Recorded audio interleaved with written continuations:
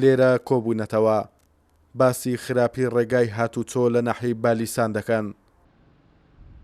ئەم ڕێگایە تاوەکو پێیدا تێپەڕ نەبیت نازانی چەندە وێرانە. ئەمە ڕێگای ناحیەی بالیسانە، ڕۆژانە هاتوچۆیەکی زۆری بەسەرەوەیە.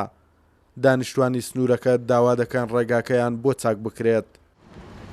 بالیسان کە مرکزی شۆڕش و ڕابردوو و ماندوون و هیلاکت بووە، ناخۆشترین شەقام و جادەکانی کوردستان لەوانەیە لە بالیسانێ بن.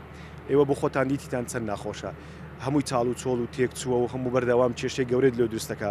هەتا ئێستا ناحیەی بالیسانێ بێجگە لە جادە عامەکەی ناوەڕاستی یەک بستیقیری نییە. ساڵی ڕابردوو ئێمە بە شێوەیەکی زۆر شارستانی هاتینە سەر شەقام، دەشە و ڕۆژ لەسەر شەقام بووین، لەسەر ڕێگە گشتەکەی داوای ئەومان کرد ئەو جادە عامە قیر بکرێ، وعدیان پێداین.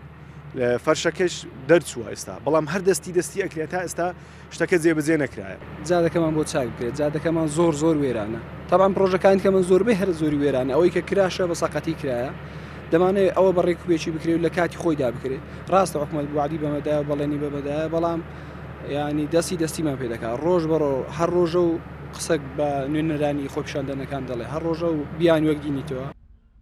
بەڕێوەبەری ئاوەدانکردنەوەی ڕاپەڕین دەڵێت بۆ چاکردنی ئەم ڕێگایە تەندەر دراوە بە کۆمپانیاکان و پرۆژەکە لە ناوەڕاستی مانجی داهاتوو دەست بەکار دەبێت.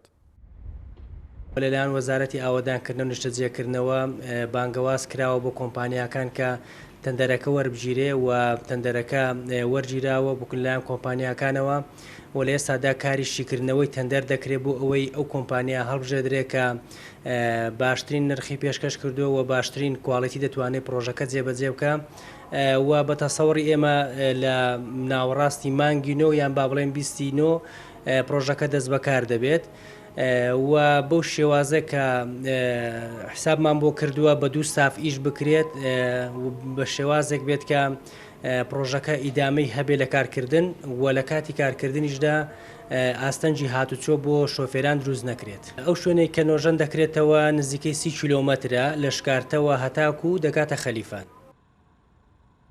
ڕێگای ناحیەی بالیسان هەردوو ئیدارەی ڕاپەڕین و سۆران و پارێزگای هەولێر بەیەکەوە دەبەستێتەوە و بە نزیکەی 30 کیلۆمەتر ڕێگاکە خراپ بووە. لەلایەن وەزارەتی ئاوەدانکردنەوە بڕی 3 ملیار و 700 میلیۆن دیناری بۆ تەرخان کراوە تاوەکو لە نزیکترین کاتدا لەلایەن کۆمپانیای جێبەجێکارەوە ڕێگاکە نۆژەن بکرێتەوە. توانە عومەر، کورسات نیوز، ناحیەی بالیسان.